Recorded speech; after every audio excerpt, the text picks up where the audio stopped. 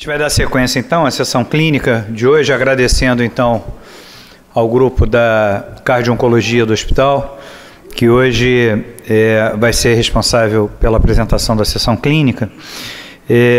E dentro das diversas situações cardio-oncológicas, uma colaboração também do Dr. Marcel, que nos propiciou também a apresentação desse caso.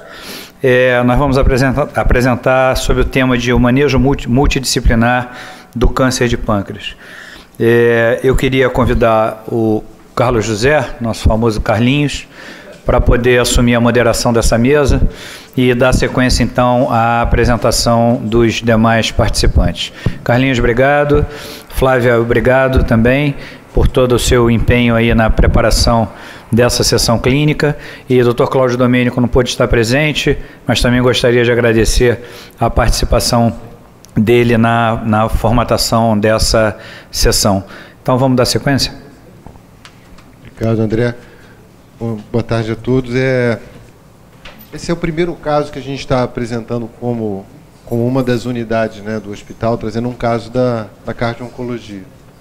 Então, o câncer de pâncreas, depois, ao longo do tempo, a gente vai poder falar um pouco sobre isso. Isso é um problema crescente, né, que a gente está vendo no mundo todo, uma certa atenção dada a isso. E realmente falar de multidisciplinaridade. Tudo que a gente faz hoje, eu acho que não tem nenhuma novidade, mas é só para chamar a atenção para a necessidade de participação de todos no manejo desse tipo de pacientes. Então, a gente vai estar dentro do tempo que a gente tem disponível. Eventualmente, a gente vai acelerar um pouco mais, dependendo do decorrer da discussão. E, enfim, agradecer a todos da unidade que colaboraram com o manejo, o pessoal que veio de fora para ajudar a gente aí, Marcel em especial, que enfim, participou intensamente aí da condução desse caso. E os dados a gente vai apresentando ao longo da apresentação. Flávio. Boa tarde a todos, obrigado pela oportunidade. O Carlinhos já agradeceu a toda a equipe, foi realmente um caso que a gente discutiu com várias pessoas envolvidas. Eu, especialmente agora, queria agradecer ao Diogo e ao Antônio aqui do CEPRO, que me ajudaram muito, que compensam a minha dificuldade tecnológica às vezes, e que eles têm uma boa vontade que é impressionante. Obrigada. Bom, o caso é manejo multidisciplinar do câncer de pâncreas. Uma paciente do sexo feminino, de 73 anos, casada, nutricionista, com 4 filhos. Ela procurou o consultório do Dr. Marcel com um relato de um exame de sangue que vinha alterado, foi solicitado por um outro médico da família. Ela tinha, no dia 6 de maio, um CA19.9 de 80.2 e uma dosagem prévia, um ano antes, que o valor era normal, 31.8, valor de referência até 37. Era uma paciente assintomática, sem perda ponderal, só queixava de um leve desânimo, um pouco mais desanimada em relação à vida. Era uma paciente saudável, hipertensa controlada, teve um episódio de dor torácica que investigou com eco com dobuta, que foi negativo para isquemia, e usava Natrilix, Pressat, Ara2 e Atenolol, e um passado de uma arritmia cardíaca. De história familiar, tinha história familiar de câncer de cólon por parte do pai, uma possível história pelos primos paternos e um irmão falecido de câncer de próstata. Era sedentário, umas caminhadas eventuais e nunca fumou nem bebia. Exame físico, nada digno de nota, não tinha linfonodomegalia, tinha um peso de 78 quilos, uma altura de 1,67 e um pouquinho hipertensa. Nessa ocasião, foram solicitados 2 exames de imagem, que a gente não tem relato de consultório, um ultrassom de abdômen, que até está escrito ambos, mas, na verdade, esse ultrassom foi normal, e a tomografia, que mostrou uma massa no corpo do pâncreas. Nesse momento, foi solicitada para avaliar melhor esse tumor. Em relação à extensão, localização e as margens, foi solicitada uma ecoendoscopia com biópsia ecoguiada, que foi feita aqui no Procardíaco. Ela internou no dia 4 de julho de 2016. E a biópsia de sala confirmou um adenocarcinoma de pâncreas, a princípio, sem acometimento de linfonodos e com um plano de clivagem bem definido. E aí foi indicada uma cirurgia. Você tem a imagem da tomografia inicial, não? Não, não tem. Tá bom. Essa não tem. Simone, você quer comentar um pouco assim essas? Então, a situação... Pode. Essa é uma situação em que... Bom, um dado que se tem inicialmente é o fato de uma paciente deflagrar, enfim, a demanda de avaliação com base num CA 19.9, né? Então, eu acho que depois a gente pode aprofundar isso, mas a gente, na prática, acaba vendo muitos marcadores tumorais sendo solicitados.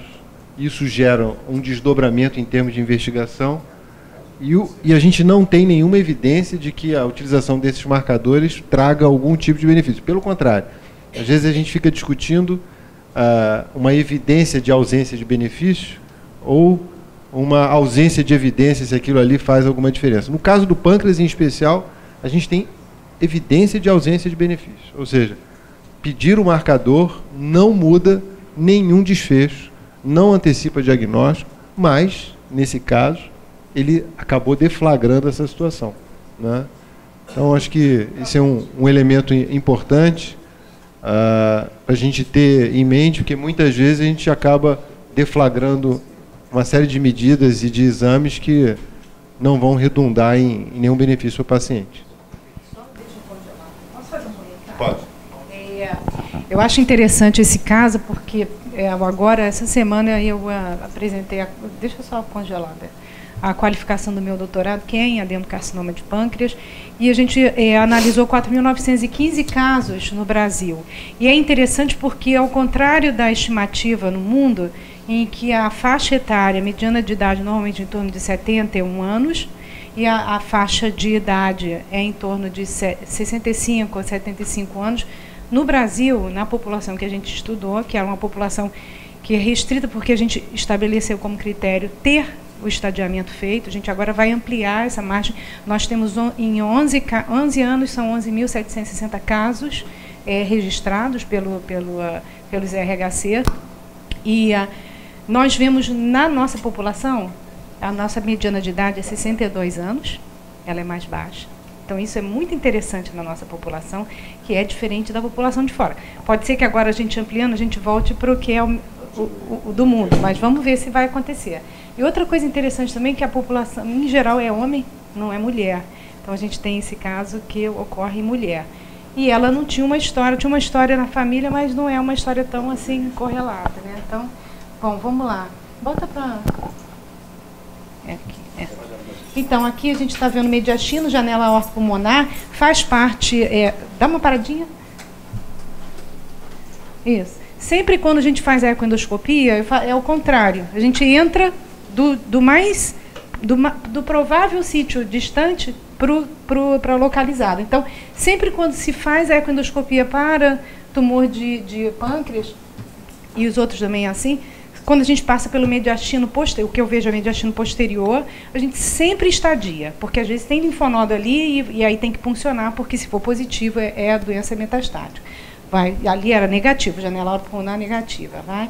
Então, aqui a gente já vê o pâncreas, essa áreazinha que é cinza, essa paciente tinha um pâncreas atrófico, e aí a gente começa a ver uma área diferente aqui, ó, aqui é a mesentérica superior, confluência espleno-mesentérica, e aqui a esplênica. Então, essa área é uma área nodular associada a uma ectasia ductal montante, que é aquela área mais hipoecóica. Para um pouquinho. E o que a gente tem aqui?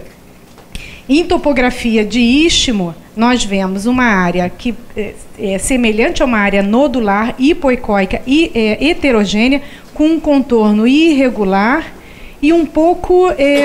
você não vê uma transição muito bem entre a lesão, embora seja claro a área que é hipoecóica, mas a gente não vê essa transição tão bem. Isso faz a gente pensar aqui, quando a gente está olhando, o que é essa doença?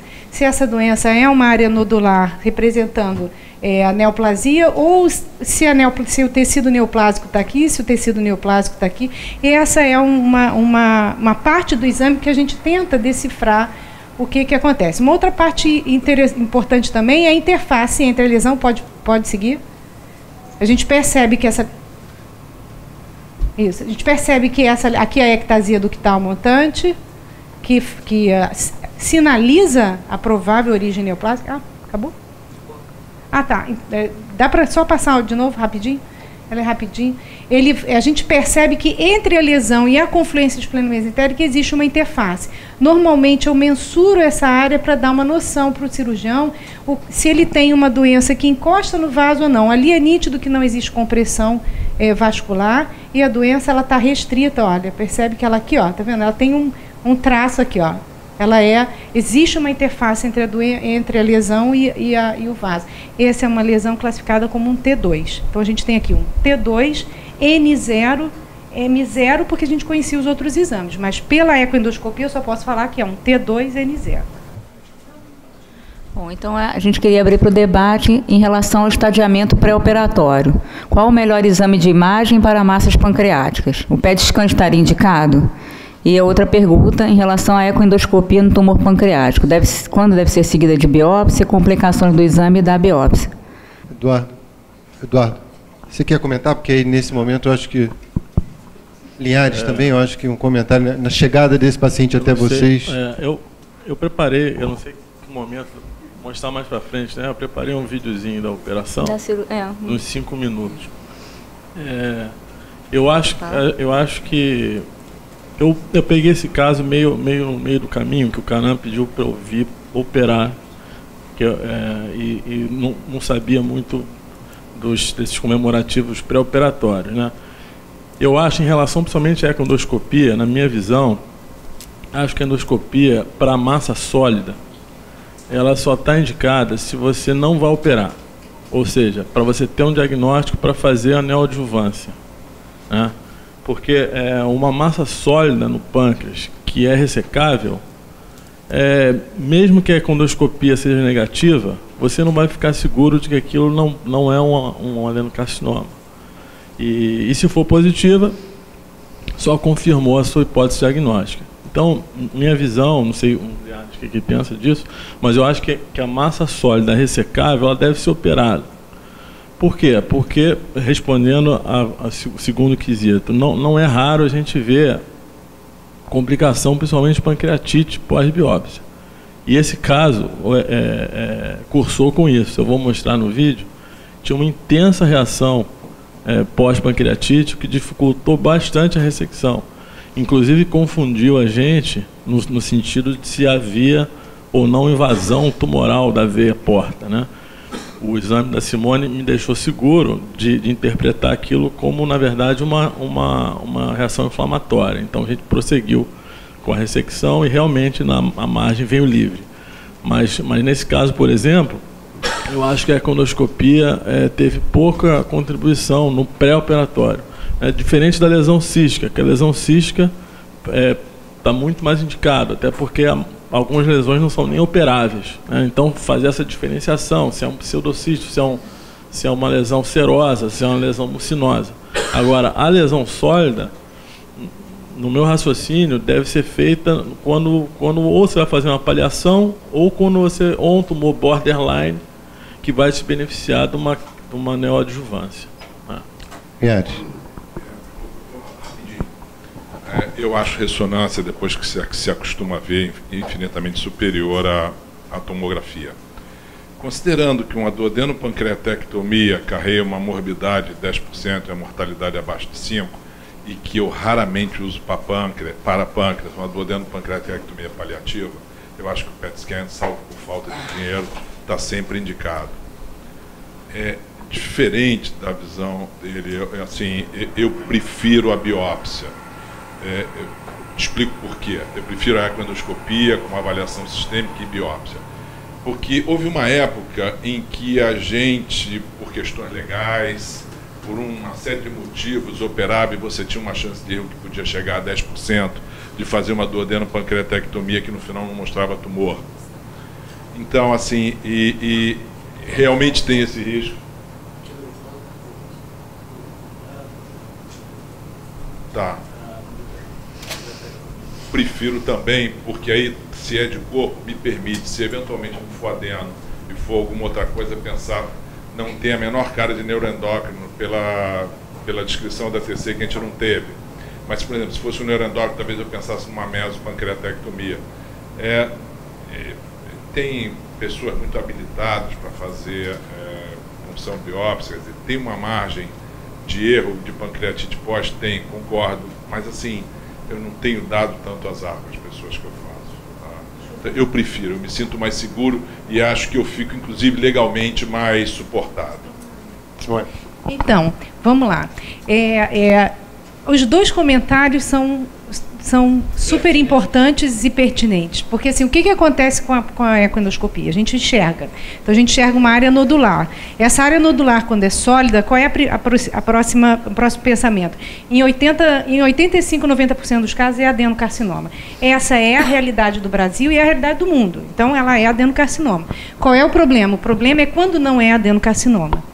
Então, assim, a Lia tinha um CA19.9 que era baixo, em relação normalmente ao adenocarcinoma, que normalmente vem mais alto, e não tinha o CEA. Então, fica essa dúvida também, não tinha os marcadores endócrinos. Então, a gente fica um pouco em dúvida, embora o quadro dessa paciente não fosse sugestivo de neuroendócrina, não tinha um quadro sugerindo isso. Então, quando a gente faz, aí é o argumento do Linhares, ele na prática, assim, na teoria a gente discute, né, mas na prática é super importante, porque muitas vezes você conversa com o paciente, ele às vezes é assintomático, e ele não sabe o que ele tem, e ele acha que ele não tem, e você precisa sentar com ele e conversar sobre fatos. Então, assim, como é teu nome mesmo? Desculpa. Eduardo, desculpa. O Eduardo, ele tem, eu concordo com você que existe, assim, qual é o risco da punção? O risco da punção é a pancreatite. Qual é a incidência da complicação? Pelo contrário, a incidência é muitíssimo baixa. É de 0,3% a 2% dos casos que a gente tem complicação. E desses 2% no máximo, você tem pancreatite aí incluída. Então, é muito baixa a incidência de pancreatite. Então, assim, aí o que pode acontecer? Pode acontecer o que aconteceu, essa reação inflamatória local. Então, os dois argumentos, eles procedem. O que a gente acaba fazendo? A gente acaba conversando se a abordagem daquela lesão, a abordagem do paciente é de fazer a ressecção, a gente discute. Você quer a punção? Se tem sinal de doença avançada, aí não, aí é completamente diferente. Mas e se tem lesão no fígado e lesão no pâncreas, tem indicação contrária, tem que biopsiar as duas, porque às vezes é neuroendócrino, você precisa fazer essa diferença. Então, tem esses dois argumentos, procedem. Marcel, você quer comentar alguma coisa? Você viveu esse momento? Ela foi vista por um colega lá da PUC que resolveu pedir os marcadores todos. Você já fez o primeiro comentário, eu acho que isso é importante. Nós clínicos às vezes ficamos ansiosos, só que ele fez sem sintomatologia nenhuma, fez por fazer. Não havia sintomatologia, não havia emagrecimento, não havia nada, né? Fez um check-up e apareceu isso, pediu o ultrassom que foi normal, mas pediu a TC que mostrou a lesão, e aí ela me procurou. E aí eu assumo a minha personalidade no caso do sentido, que é chamada Garaldi, a minha visão, eu sofri crítica do cirurgião. Depois, quando eu chamei ele para aparecer, foi a primeira crítica que o Canaã falou, e eu gosto que a gente faça críticas, senão vira apenas um balé de narcisismo nosso, né? Então, eu assumo a crítica do cirurgião, mas já tinha feito, a Garaldi já tinha feito. Eu me sentia seguro, e posso dizer que a família também, ao saber o que era e o que ia ser feito. Quando você não tem nada e vai para uma cirurgia e pode acontecer desenlaces terríveis, Eduardo sabe também, é um problema, ainda mais numa senhora, e que nós tivemos todos os cuidados na hora da parte cardiológica, a gente fala. Eu queria fazer esse comentário e agradecer a coragem dos cirurgiões de sinceramente se embaterem. Eu queria fazer dois comentários e uma pergunta, rapidinho. Primeiro comentário é em relação a essa celeuma de biopsiar ou não biopsiar dirigido por ecoendoscopia. É o seguinte, primeiro, isso que a Simone já falou, a incidência de pancreatite pós-punção é muito baixa. E o segundo comentário é o seguinte, de qualquer maneira, mesmo para o Eduardo, o teu exame foi útil, porque ele, confiando no resultado dele, ele interpretou aquilo como reação inflamatória e foi lá e tirou o tumor. Acreditou no exame. Então, isso é importante. O outro comentário que eu queria fazer... Bom, a pergunta é a seguinte, incidência de pancreatite espontânea coexistindo com tumor de pâncreas, se é maior ou menor do que a complicação por punção. E o segundo comentário é em relação a marcadores tumorais. Eu já fiz uma vez esse comentário aqui, numa reunião puramente cardiológica, e agora quero repetir. Não façam pedido de marcadores tumorais em check-up, pelo amor de Deus. Só dá confusão. Eu tive uma experiência pessoal nisso. Como eu sou diabético há muitos anos e insulino dependente, eu faço meu check-up cada semestre. E num deles, como eu mesmo faço o pedido, me deu na minha cabeça de pedir tudo quanto é marcador tumoral.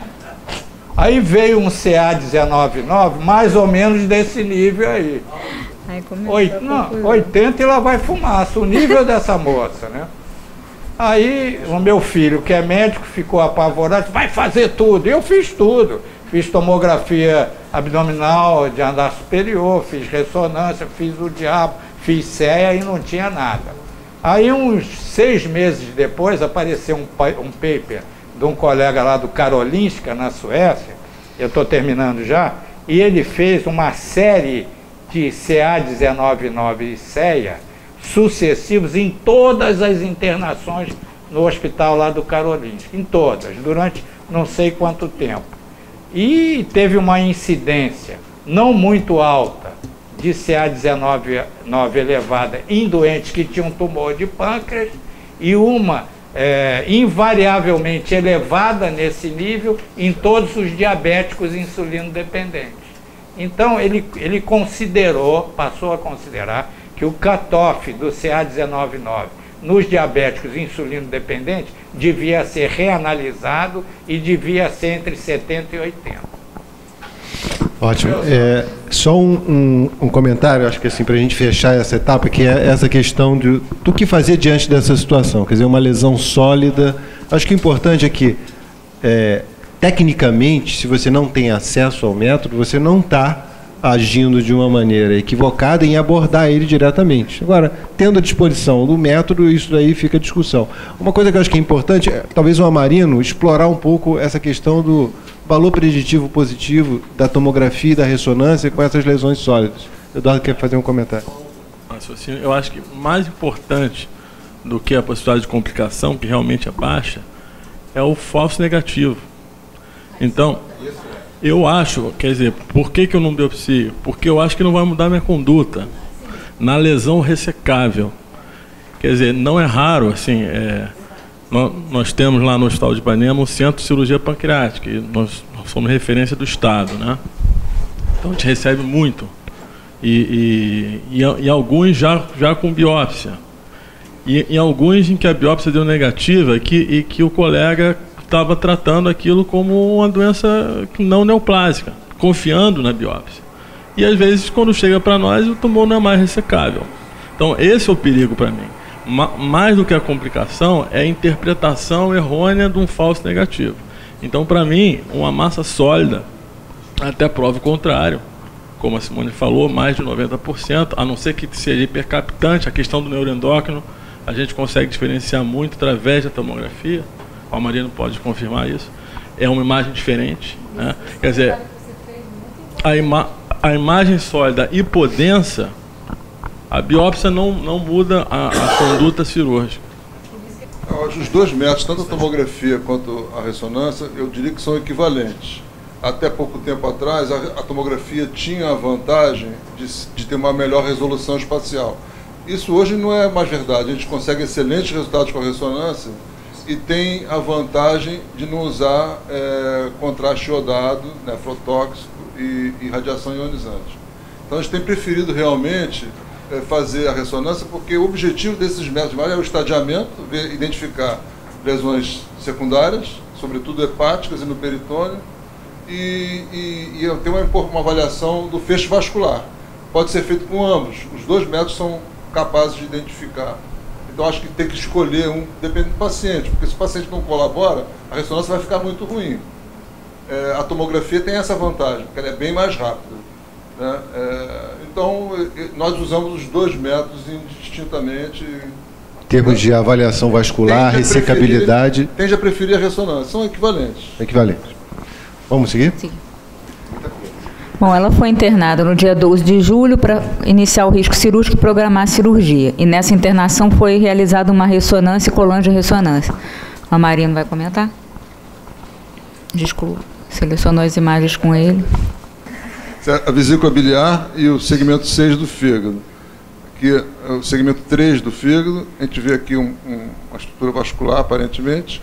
Aqui a gente vê a confluência esplenoportal, né? Aqui é a emergência da artéria mesentérica superior, o pâncreas está aqui em cima. Esse pontinho branco aqui é a via biliar, né? Tem a mesma intensidade de sinal que tem a bile dentro da vesícula biliar. Tive uma perda de definição dos limites desse segmento do fígado, do pâncreas, e o canal pancreático do corpo, ele está dilatado. A gente vê como uma estrutura tubular circinada assim, meio fractuosa, né?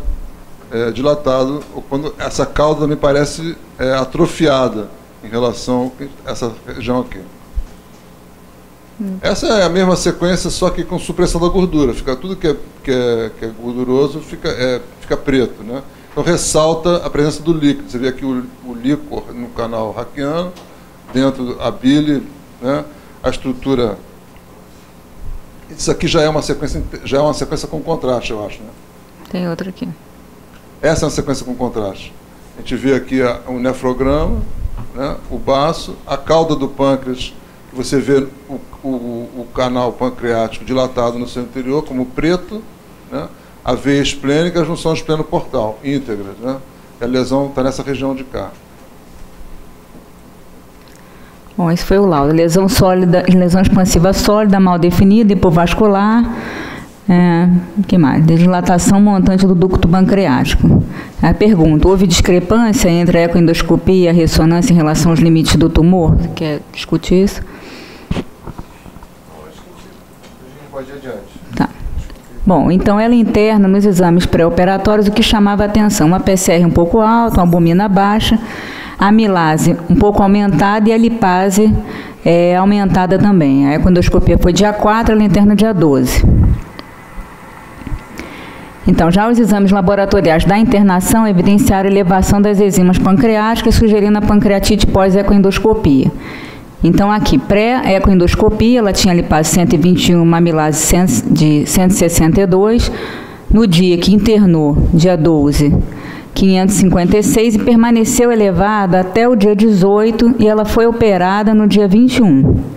Aqui normalizou e nesse intervalo fez todos os exames pré-operatórios. Quer dizer, ela teve um período de 10 dias internada até a normalização desses níveis. Uma coisa acho que é importante é esse timing cirúrgico, entende?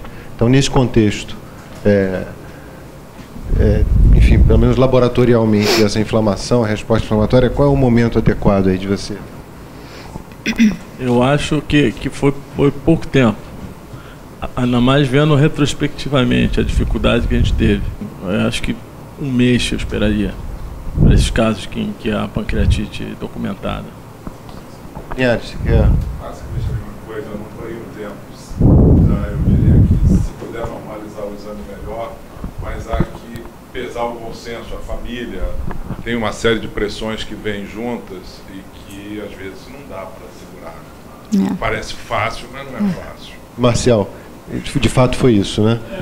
Confesso a vocês que eu não tinha essa referência, foi uma decisão paritária com o cirurgião, no início do canal antes de você entrar.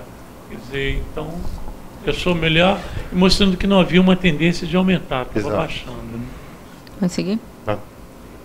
Bom, e nesse intervalo ela fez uma avaliação cardiológica com o Dr. Fernando Rangel. Ela tinha um eletrocardiograma normal, intervalo QT normal, o eco uma função global preservada. Como tinha uma história prévia de arritmia, a gente solicitou um Holter, tinha poucas extracículos supraventriculares e um relato de taque atrial não sustentado esporádico e um raio-x de tórax normal. Foi solicitada uma cintilografia miocárdica que mostrou isquemia em segmentos apical, anterior apical, látero apical, inferolateral, médio basal, com percentual de isquemia de 0,7. E aí foi solicitada, de 7%, desculpa. E foi solicitada uma angio-TC de coronárias que mostrou uma estenose moderada na coronária direita. Quer comentar? Fernando.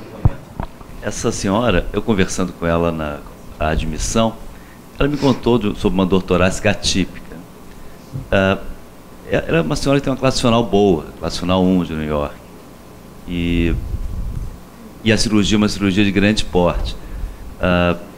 Então, o risco cardiológico a priori era um risco baixo, apesar de ela ter dor torácica. Era um risco baixo. Ela não era diabética, só hipertensa, apesar de estar no início da 8ª década de vida, 70 e poucos anos. Baseado nisso, eu pedi uma cintilografia, até porque, não para contraindicar a cirurgia, que essa cirurgia não poderia ser contraindicada, exceto em situações assim, de risco coronário extremamente elevado. Só para saber o que eu enfrentaria no pós-operatório, em termos de cardioproteção, etc. Ela tinha uma isquemia pequena, menor que 10%, não era o território da descendente anterior, o território de coronária direita. A angiotomografia coronariana, assim, não era um exame indispensável. Acabamos fazendo e mostrou que realmente ela não tinha uma doença coronariana expressiva. Então, ela foi operada com muita segurança. Eu diria assim, por uma série de circunstâncias, nós acabamos fazendo uma investigação talvez maior do que precisasse. E nesse aspecto aqui, a angiotomografia não seria absolutamente imprescindível. Eu fiz para afastar... Tem uma condição apenas coronariana que pode trazer um impacto muito forte num pós-operatório desse, que é lesão de tronco de coronária esquerda. Ou então a estenose aórtica, condição não coronariana, mas cardiológica, uma estenose aórtica crítica. Isso ela não tinha. A segunda, a primeira, às vezes a gente surpreende, porque a cintilografia, ela analisa uma área de isquemia contra uma área normal. Se houver uma isquemia difusa, pode deixar passar. É claro que quando tem lesão de tronco, de um modo geral, cai a fração de ejeção com estresse, tem outros elementos que não são apenas a imagem perfusional. Mas, dentro desse contexto, eu acabei fazendo só para afastar alguma doença de tronco, doença de proximal, que poderia ter um impacto frente a uma cirurgia grande. E realmente ela passou muito bem nesses testes todos e foi liberada sem nenhum problema. Pode passar? Bom, então, em relação ao score de risco cirúrgico, ela tinha um Euroscore de 5.1 e performance status, uma escala de ECOG 1 e Karnofsky de 90%. Aqui tem mais ou menos para a gente entender o que é isso. Karnofsky 90 seria capaz de levar uma vida normal, sinais menores ou sintomas da doença. Isso ficou mais pelo fato dela desanimada um pouco, então não ficou 100% por esse motivo.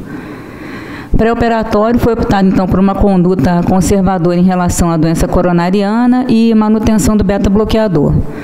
Após normalização das enzimas, no 10º dia, então, ela foi submetida à pancreatectomia. Não, peraí. A cirurgia foi no dia 21 de julho, foi feita uma omentectomia, pancreatectomia corpo-caudal, colecistectomia e esplenectomia. Eu tinha esse relato de presença de invasão vascular, até queria que vocês comentassem se de fato isso aconteceu. Foi uma cirurgia sem intercorrências, foi estubada no dia seguinte, teve um pouquinho de delírio no pós-operatório, tratou com Aldol, Precedex, mas ficou bem. E aqui o histopatológico, que ficou com um estadiamento patológico de T3. Vai comentar? Quer comentar? A localização desse tumor é uma localização ingrata, que é bem no colo do pâncreas, ou seja, a transição entre a cabeça e o corpo, né, em cima dos vasos mesentéricos. E ali é a localização em que fica-se, às vezes, em dúvida se a cirurgia é uma pancreatectomia cefálica, podendo pancreatectomia, ou a corpo caudal. Podendo fazer a corpo caudal é melhor que não tenha anastomose, mas por conta da margem, você tem que estar preparado para a duodenopancreatectomia, né? Preparamos tudo como se fosse uma ressecção cefálica, ou seja, tem que estar com todos os vasos na mão, controlados, né? E ali, o que dificultou foi essa pancreatite, ainda numa fase precoce, com uma reação desmoplásica importante. Ali, o isolamento da veia mesentérica embaixo, a gente faz o controle proximal. Ali, o pedículo hepático, a gente isolou ali a via biliar. Não sei se vocês podem perceber ali, esse não é um aspecto normal, geralmente esses planos são muito bem definidos. Alô? Os planos geralmente são muito bem definidos e... Aonde? Aí embaixo, tá. e a dissecção aí foi mais difícil. Isso aqui tudo é reação inflamatória pós-pancreatite. Isolamos aqui a artéria hepática com a gastrodenal, aqui a via biliar e a veia porta, né? Isso tudo fica na mão, porque a gente vai ter que fazer um túnel justamente no local em que aparentava uma possível invasão da junção espleno. Então, isolamos a porta, isolamos a artéria hepática, isolamos a mesentérica embaixo, aqui estamos isolando o pâncreas, né? Então, ficamos na mão, para cá a cabeça do pâncreas, para cá o corpo. Então, de acordo com a margem, você tem que proceder a ressecção mais para cá, que é igual a uma pancreatectomia cefálica. Ou não, o tumor estava bem aqui é o tumor. E aqui é o local que a gente teve dificuldade em soltar da veia, né? Aqui veia mesentérica, passando por baixo do pâncreas e saindo como porta lá em cima. Então, dá para perceber aqui que a gente, geralmente, isso é um plano avascular solto, e aqui a lesão estava grudada, né?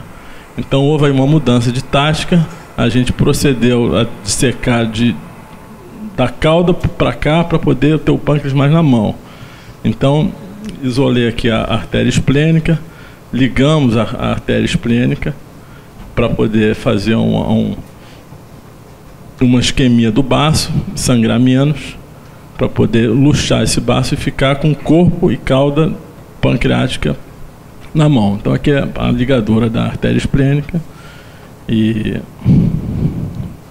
ela é ligada sem ser seccionada, simplesmente para cortar o fluxo para o baço. Aqui o baço já luxado na mão, já com aspecto mais isquêmico. E então a gente tem o corpo e cauda do pâncreas mais solto. A gente conseguiu então fazer um túnel, soltar daquela região, né?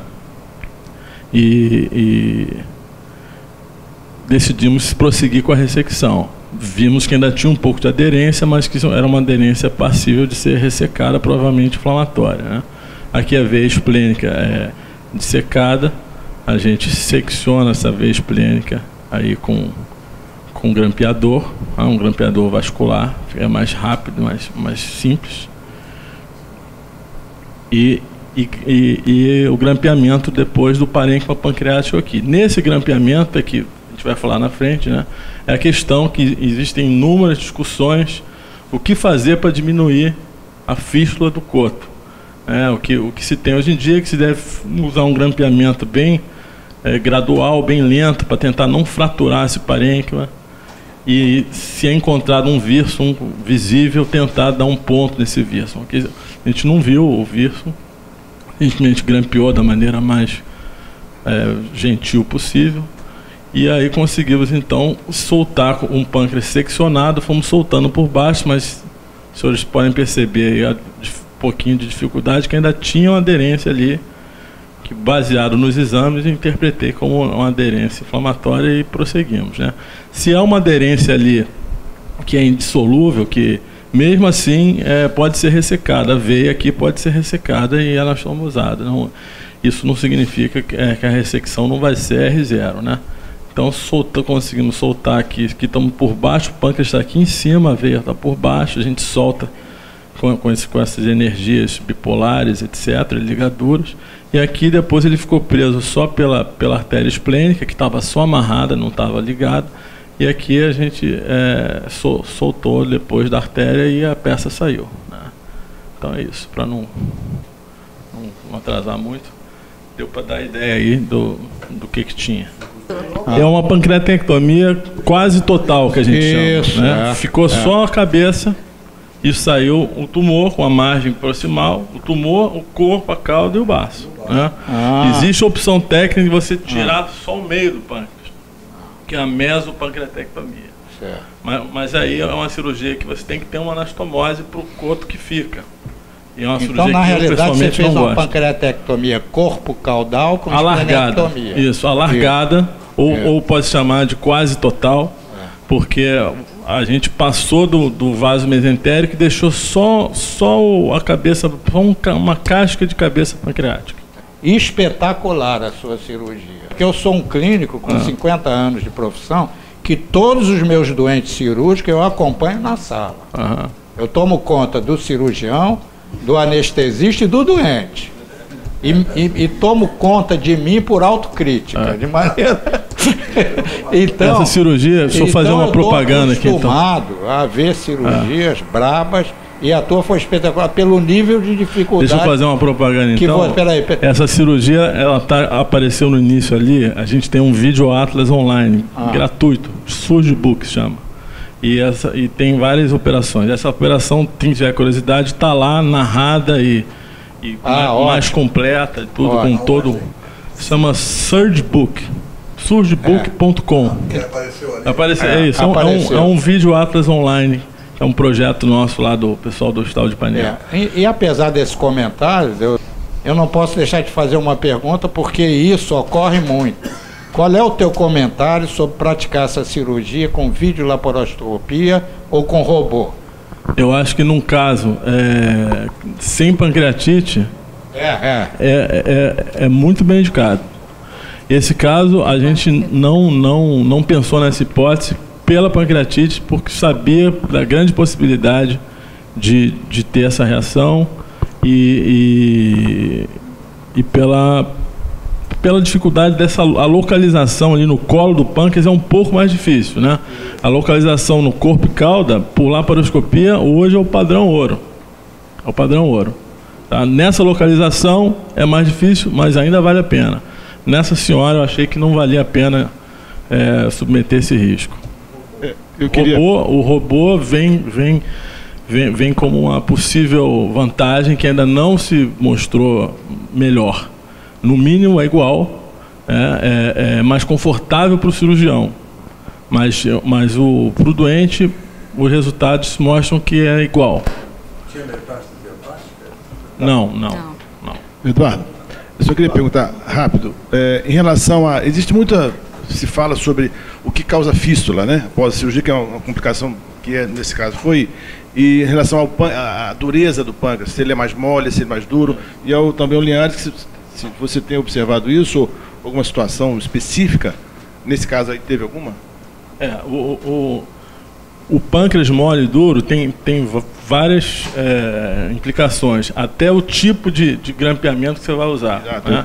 O pâncreas mais mole, você tende a usar uma carga que é semelhante àquela que usou na veia, que ela sela muito bem e fica mais fácil. O pâncreas mais duro, você deve usar uma carga mais espessa. Né? Dá menos fístula. Né? O que não pode é ter fratura do parênquima. Quando fratura, é certo que vai dar fístula. Aquele grampeamento que não é gradual, não é. Então, esse grampeamento ali tem que demorar uns 5 minutos no mínimo. Você bota, dispara um pouco, espera acomodar, vai mais um pouquinho. E se você identificar o vírus, vale a pena dar um ponto nele, além do grampo. Mas a fístula aqui é uma fístula muito mais frequente do que na duodenopancreatectomia, né? Chega a mais de 30%. Linhares, mas é uma fístula mais benigna. Linhares, tem algum comentário? Basicamente, o duro em qualquer score de fístula tem uma menor incidência de fístula. Agora, o que eu fiquei assim é porque, sem crítica, não sei se o Romano está aí ou alguém, mas o patologista não analisou o N. Não está aí, N0. Pode ser. Era N0. Eu tenho uma pergunta. Que eu acho que diz respeito ao segmento, tem uma informação relevante nesse caso, todas são relevantes, mas tem uma que é interessante, que é quando a gente fala ali, associa-se neoplasia intraepitelial pancreática de alto grau. Essas são lesões precursoras. São lesões precursoras, é importante sempre na peça, quando ela existe, ela estar descrita, e é importante também saber se na margem de ressecção você tem essa neoplasia presente, porque se tem, você tem que acompanhar. Essas são lesões tipo espraiamento lateral, então elas progridem. Então precisa, não sei, provavelmente não tem, porque ele não descreveu na margem, né? Mas é importante saber. O fato de invadir a gordura peripancreática e por outro lado os limites da neoplasia foram livres, isso tem algum comprometimento de prognóstico importante e com relação a tratamento ulterior? Eu acho que a informação que a gente precisa aí é o limite negativo, entende? Mas a invasão da gordura é importante? É importante por causa do T. Aí ele deixa de ser um T2 e passa a ser um T3. Entende? Vamos avançar. Que potencial metastático? Aumenta. Quanto maior o T, maior a chance de recidiva. Bom, ela teve uma boa evolução no pós-operatório e no 14º dia de pós-operatório foi trocado o dreno por uma bolsa de caraia, mas mantinha ainda um débito de 48 ml líquido seroso. No dia 5/8, com 16 dias de pós-operatório, ela vai de alta com dreno com baixo débito, mais com uma amilase do dreno alta, sugerindo já no dia 31. 9.000 e pouco, no dia 4/8, pré-alta, 49.430. E aí foi fechado um diagnóstico de fístula pancreática e optado por tratamento conservador, foi para casa com dreno. Aí começa a nossa cruz aqui, né? Cerca de 5 dias após a alta, ela volta para o consultório do Marcel com febre alta, adinamia, queda do estado geral e relatando que o dreno, o líquido passou a ficar esverdeado, acastanhado, feio. E aumentou a drenagem para 70 ml. No consultório, Marcel colhe líquido abdominal para cultura e esse líquido evidenciou depois um BGN e um streptococcus. Ela teve alta nesse dia 4 com esses valores, 15.000 leucócitos, vai no consultório, colhe laboratório, vem para emergência no dia 13 com 22.000 leucócitos, PCR em ascensão, 13, anemia. E os outros exames, uma albumina baixa e um EAS também alterado. Marcel, você quer comentar esse momento aí, quando você viu a paciente? A família, claro, ficou muito ansiosa, esse é o aspecto, e eu fiz a coleta pessoalmente e é isso, internamos achando que para evitar uma complicação sepse, infecciosa, né? A sepse. Mas na realidade é uma fístula do coto cuja a direção está normal, que seria o sentido do adenal, ok? Então ela vai tender a se auto-fechar, tá? Mas, por exemplo, eu particularmente provavelmente teria usado um sandostatin LAR nessa doente no episódio da alta. Eu queria ouvir a opinião tua, Edu, e de vocês todos. Eu sempre uso o sandostatin também, né, quando tem essa amilase alta. Mas eu acho que o sandostatin, depois de 15 dias, ela usou na cirurgia. Ela não usou o LAR depois. Porque a gente interpretou que isso era uma fístula grau A, benigna e tal, o que se mostrou depois que não, na verdade ela começou a coletar, né? Isso é interessante, né, porque aparentemente, né, o sandostatin, esse específico medicamento octreotida, ele não conseguiu modificar essa questão da fístula, né? Existe um outro análogo que parece sim que ter feito diferença em termos da incidência da fístula, não é? Mas eu acho muito difícil a gente, diante de uma situação dessa, não usar, né? A tendência é usar. Aqui, eu acho que todos esses aspectos, se a gente for discutir, acho que tem que marcar um simpósio. Exatamente. Porque essas questões extremamente polêmicas. É assunto para horas, né? Se faz no pré-operatório, se faz no transoperatório. E aí é o contexto de ter uma paciente que já tinha tido uma pancreatite antes da cirurgia, fez a cirurgia e interna com uma fístula complicada, né? Nesse contexto infeccioso. Ela fez uma ressonância de abdômen antes de internar que mostrou uma coleção paramediana à esquerda do abdômen em locus cirúrgico do pâncreas com dreno bem posicionado. Acho que isoladamente assim não vai ajudar muito mostrar isso aqui. Tem um pouco de líquido no peritônio, que é essa lâmina branca aqui. Não há uma coleção organizada, que acho que é importante saber se tem uma abscesso. Isso aqui é o estômago, né? O plano do rim com um cistinho também. E o plano da cirurgia, provavelmente a gente vê aqui a cabeça do pâncreas e um canal da cabeça aqui, um canal um pouquinho. Então o importante aqui é mostrar que não há uma coleção nessa região. Tem uma infiltração do tecido aqui em volta da região da cirurgia, mas não tem coleção organizada. Acho que é o que a gente pode falar daí. Tem outra imagem. E aqui mostrou essa coleção de... Essa aqui? Não, aqui em cima. Tem uma coleção na parede. Tem uma coleção na parede. Isso aqui é do acesso, né? Uhum. O plano da cirurgia, propriamente, a gente não identifica nada organizado, né? Que é o que importa. Aqui é a mesma coisa com contraste. Você vê que define a coleção. E eu acho que isso aqui foi puncionado, não foi? Foi. Tem uma infiltração, a gordura não tem coleção. Tinha dreno ainda aí? Ela ainda tinha o dreno. A coleção de parede, quase. É intraperitoneal, mas é uma coleção quase de parede. Né? Não é no plano da cirurgia. Tá. Você disse que as enzimas estavam muito altas no líquido e no sangue também? Não, no sangue não. Eu posso até voltar, mas no sangue estava normal. Bom, então mostra essa coleção líquida no leito da pancreatectomia e uma coleção organizada junto ao corpo gástrico e piloro. Foi internada, colhida as culturas e iniciado o Tazocin. E aí fica a pergunta, o que fazer, né? Para essa paciente. Pode seguir? Você quer interromper? Vamos seguir, porque... Bom, no dia seguinte ela fica hipotensa, que respondeu a volume, febre, leucocitose, o dreno mantendo o débito de 45, sai o resultado inicial das culturas, esse é o líquido peritoneal colhido no consultório, antes de internar, polimicrobiano, e sai o primeiro resultado de uma urinocultura com uma Klebsiella sensível a Tazocin, e os dois, o líquido peritoneal e a hemocultura colhidos na emergência ainda pendentes. Foi avaliada pelo Eduardo Canaan, que considerou a punção da coleção. No dia 16, 3 dias depois da internação, foi feita uma punção aspirativa guiada por TC, que saiu um líquido daquela coleção mais anterior, com volume de 5 ml, enviado o material para a cultura, e observado uma redução da coleção em relação ao exame do dia 11. Quer comentar, Marina?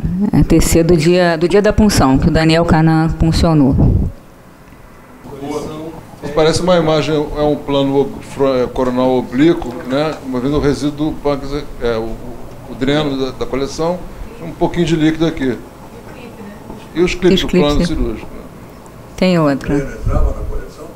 Mesma coisa aqui, ó. Alguns clipes e um pouquinho de líquido aqui ainda. Na coleção anterior, não. Anterior, não. Bom, eu vou seguir. 48 horas após a punção da coleção, ela persistia com queda do estado geral, mantendo um débito alto no dreno, febril, marcadores inflamatórios alterados. Aí sai a primeira hemocultura, que cresceu um proteus sensível a Tazocin com MIC de 4, líquido peritoneal ainda em identificação. Aí no dia seguinte foi repetida a tomografia e o líquido peritoneal mostrou a mesma bactéria da hemocultura. E o líquido da punção também, todos eram proteus. E ela mantinha, desde o dia da internação, que volta para a emergência, dia 13, até esse dia 19 foi repetida a tomografia, aqui a punção, sempre esse quadro para mostrar, sempre com leucograma alterado, PCR alta, ela não defervesceu o processo. Febril, e o dreno mantendo um dreno alto. E aí ficam, a lipase e a amilase séricas, que o senhor tinha perguntado, estavam normais, não tinha um quadro de pancreatite associado.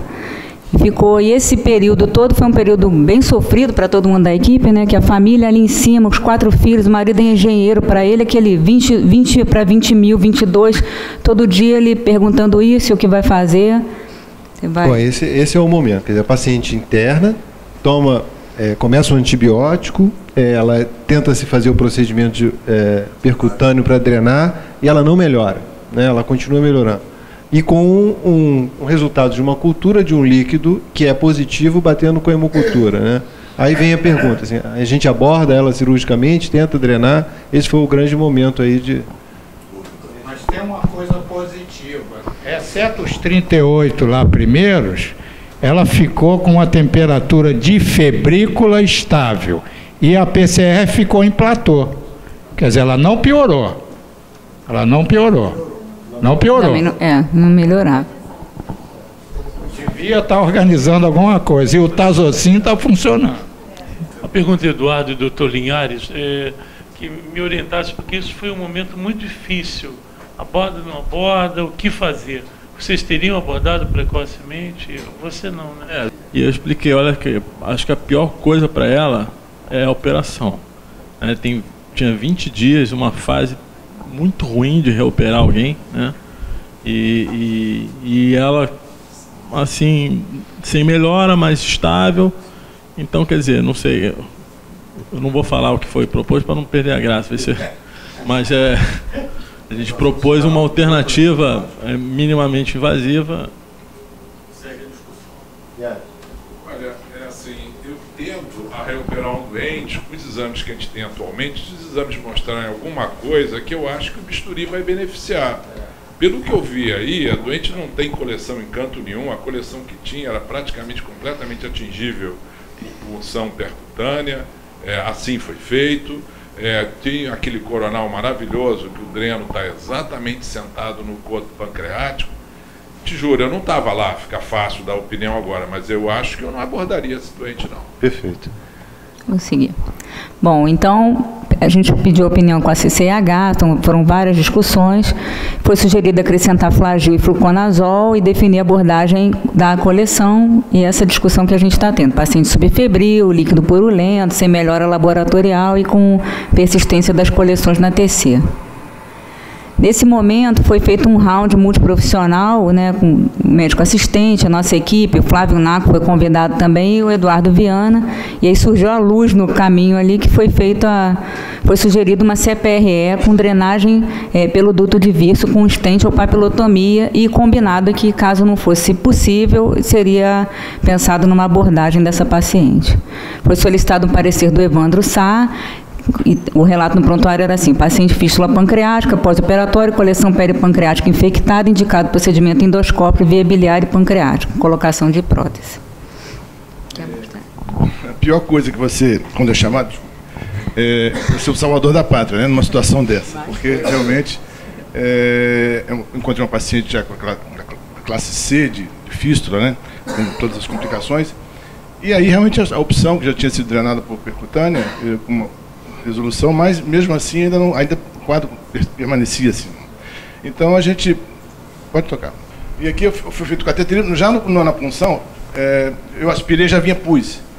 E a gente passa um fio guia, faz a colanjo e começa a fazer as esfincterotomias. É um filme muito rápido.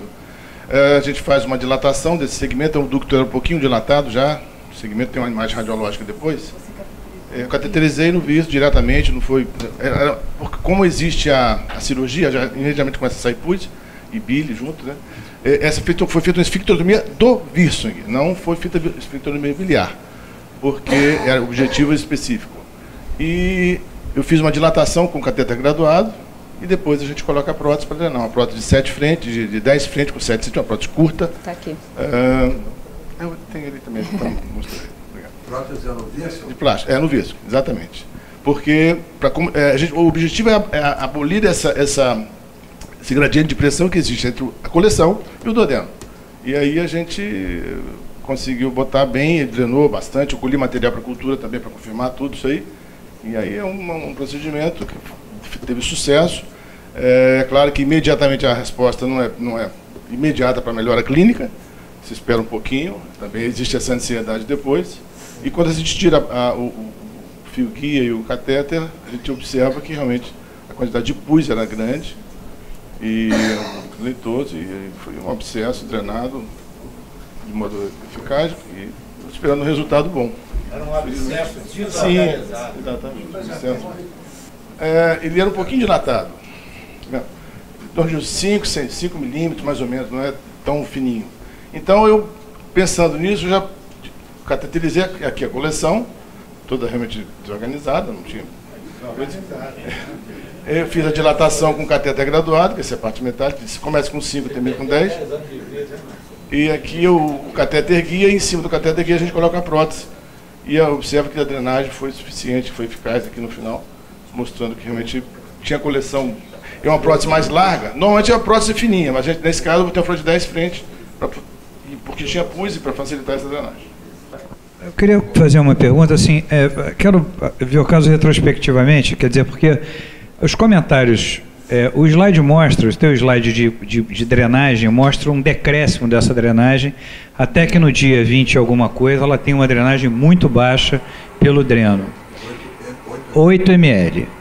Há um comentário sobre o bom posicionamento desses drenos. Então, eu fiquei aqui me perguntando se eu tenho um dreno bem posicionado, com uma drenagem baixa, onde teoricamente pela imagem radiológica e pela baixa drenagem, de onde saiu a percepção de que o acesso do Vírsum poderia efetivamente melhorar? Qual foi o critério para que a gente sugerisse essa boa? Eu sei que foi um sucesso. Sim. Foi um sucesso, mas assim... eu acho que a parte clínica do paciente não estava melhorando, né? Acho que seria... Então, o que houve, na verdade, foi um questionamento sobre se realmente o dreno, apesar de radiologicamente bem posicionado, estava funcionando. Já com feita antes também, que tinha no outro era coleção diferente. Mas isso pode, né? Eu digo o seguinte, os comentários radiológicos foram, sim, o dreno está bem localizado, a drenagem é baixa. Não, mas tinha essa outra coleção. Não, eu sei, mas clinicamente não está melhorando, a gente teria outras possibilidades. A doente podia ter entrado num quadro de sepse, na realidade, a gente já está com o processo eventualmente resolvido, ela ter trigado o processo inflamatório e está seguindo o curso de um processo... Você não poderia ter otimizado a outra drenagem. Não, eu sei, mas... Exato, perfeito. Eu sei que foi um sucesso. Não, e você mostra... Respondeu parcialmente. Uma vez drenado, você está tirando toda aquela carga por eletro. Exatamente, funciona. Só um minutinho, desculpa. Essas imagens foram discutidas assim, de forma muito intensa com a Mariano e com a equipe lá da radiologia, e na época a gente viu que o dreno que estava bem posicionado, essa coleção ao longo da internação, ela foi se organizando e formando várias lojas. Esse dreno, ele contemplava só uma loja, e ele não contemplava todas as lojas. E, obviamente, aquilo que o Evandro já falou, a intenção desse procedimento era diminuir a pressão. O resto, a cabeça pancreática, que alimentava essa fístula e alimentava a coleção, colocar esse dreno fazendo com que a pressão fosse negativa para o duodeno e que a fístula não mais drenasse para a coleção e sim para o duodeno. E essa próxima prótese 7 frente, na verdade, porque a só tinha a cabeça muito curtinha, e ela ficou dentro da coleção. Isso na hora eu me preocupei com isso. Loculada, aquele ali, ó. Exatamente ali. Era mal organizada. E ela ficou assim, aqui. Aqui, ó. A coleção era aqui, tudo isso aqui. E eu coloquei uma prótese que ficou bem lá dentro. Apesar de ser de 7 centímetros a prótese. É pequena, mas na verdade era o suficiente para dar e continua treinando bem. Mesmo sem a prótese. Onde é que era a coleção? Aqui. Contorna ela. Aqui é o ducto pancreático. Não, é contorna a coleção. É desorganizado, mais ou menos. Não era esse cinza. É o escuro aqui. Isso aqui é contraste. Não, isso aqui é contraste. Esse aqui é contraste. Eu joguei contraste. Eu aspirei, antes de jogar contraste, eu aspirei, tirei o pus e joguei contraste. E aí... Deixa eu te perguntar uma coisa, Evandro.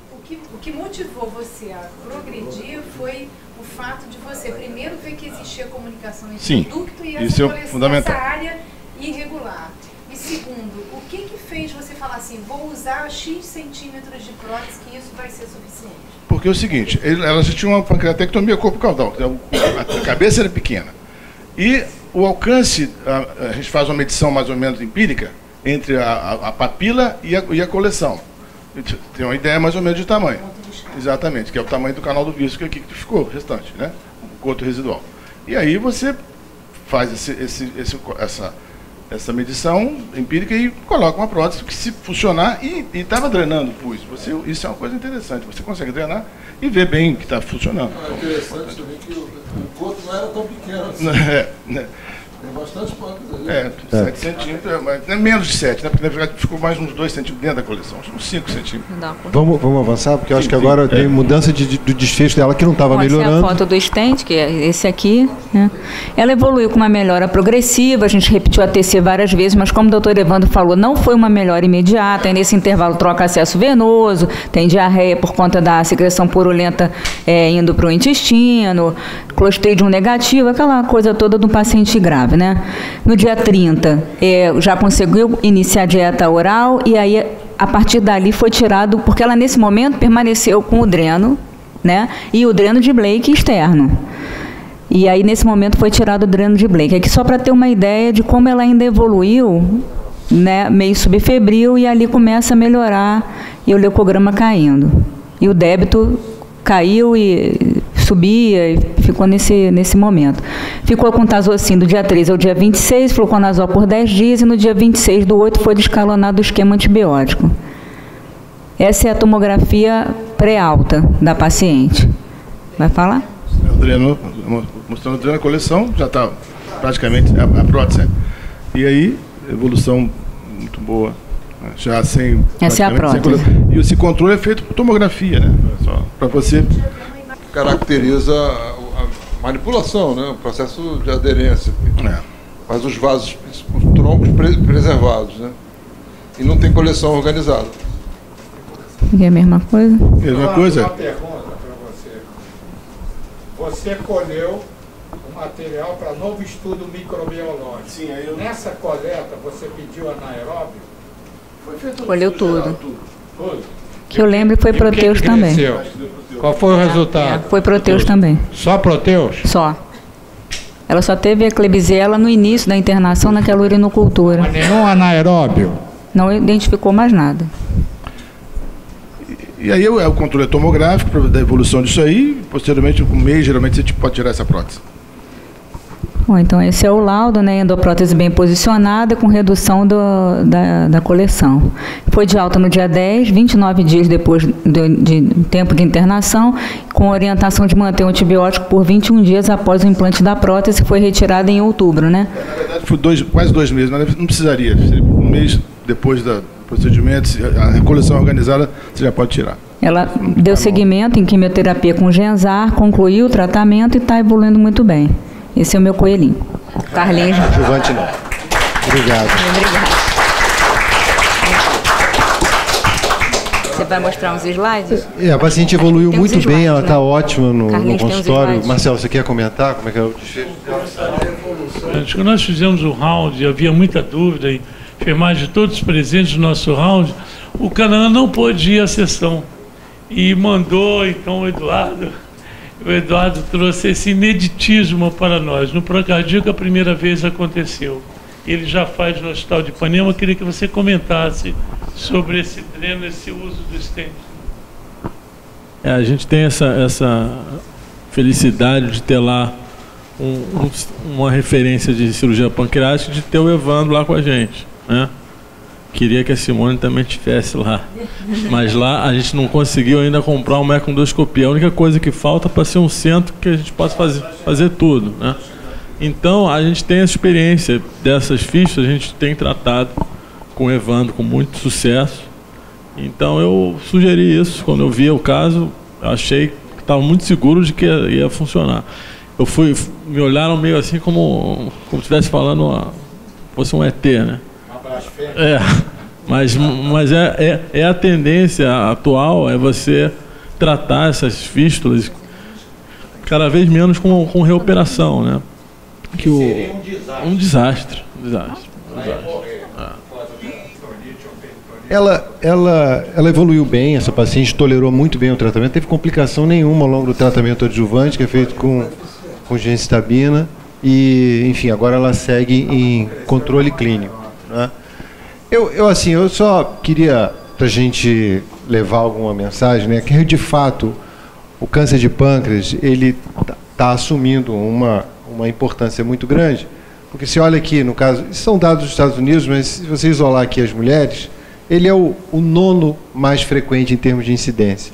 Mas hoje em dia ele já está em 4º lugar em termos de mortalidade e a tendência é que ele venha a ser a 2ª causa de morte por câncer nos próximos anos. Então, uma importância muito grande essa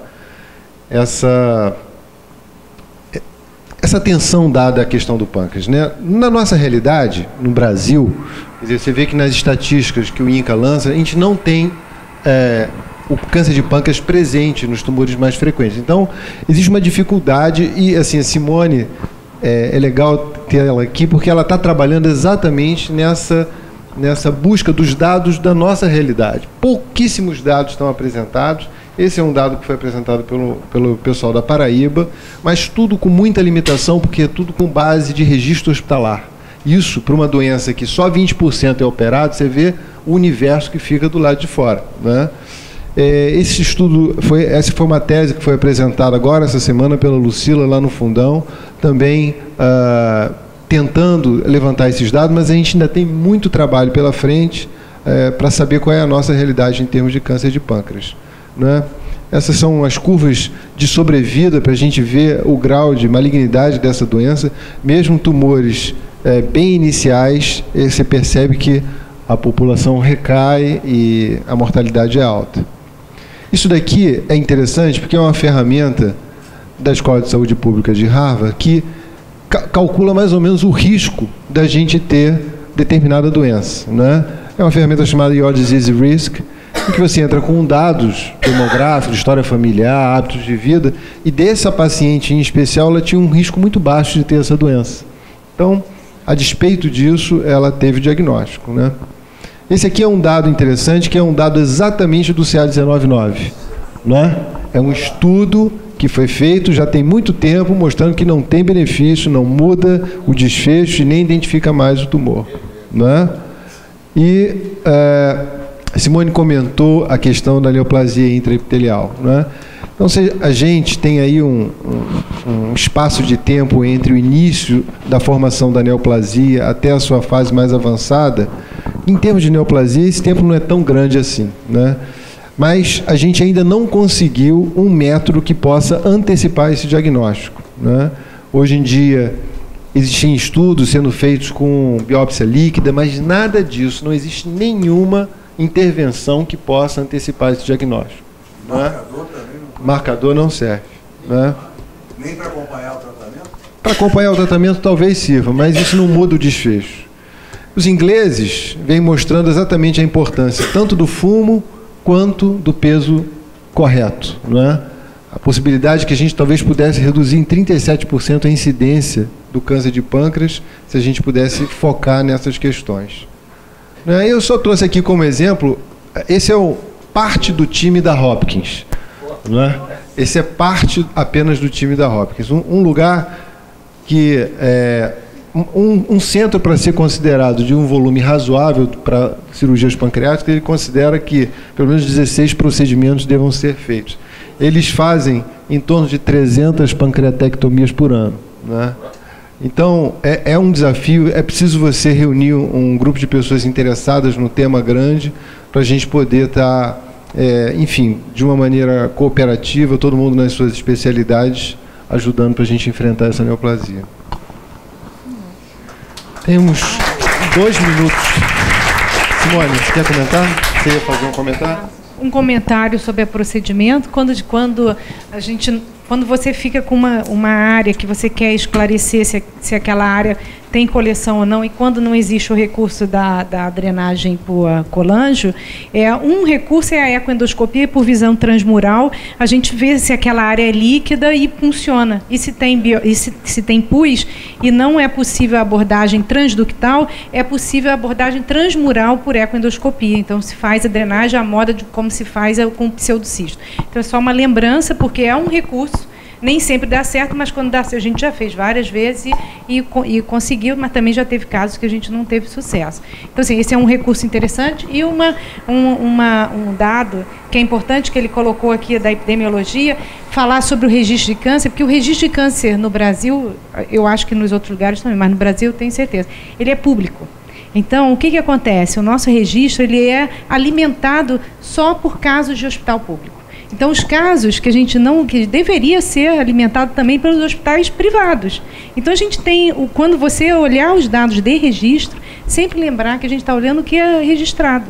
Então, assim, lógico que a gente tem uma população que é tratada, que o paciente sobrevive mais, mas a gente não tem esse registro. Então, o que a gente quer com isso? A Lucila também foi meio concomitante. Os dados dela vêm do DataSUS e o nosso vem do registro. Então, assim, a gente está trabalhando para tentar construir um retrato do que é o câncer do pâncreas. Isso mesmo, ele vai virar em 10 anos a segunda causa de morte no mundo. E o grande problema do câncer de pâncreas é que a sequência, se você puder colocar só para mostrar um detalhe ali, aquela sequência bonitinha que a gente viu ali, aquilo ali só serve para, rapidinho, aquilo só serve para a gente ter uma noção de início, porque saiu um trabalho excelente agora mostrando que tem uma outra questão que é a poliploidismo, que assim, é uma coisa que muda quase que completamente isso que a gente está vendo aqui. Então, é importante a carcinogênica. Olha, fumo e peso, né? Esses são os fatores que a gente identifica, né? E idade também. O Brasil está mudando o tema, eu acho que é fascinante, como o Eduardo falou, a gente faria vários simpósios, mas eu preciso devolver para o André o microfone antes de 1h30. Não, eu queria agradecer a Flávia, ao Carlinhos, aos debatedores. Marcel, obrigado por ter trazido o caso. Simone, Evandro, os cirurgiões, Eduardo, Linhares, todos que participaram. Quarta-feira que vem estamos aqui de novo. Aguardo todos vocês. Muito obrigado a todos.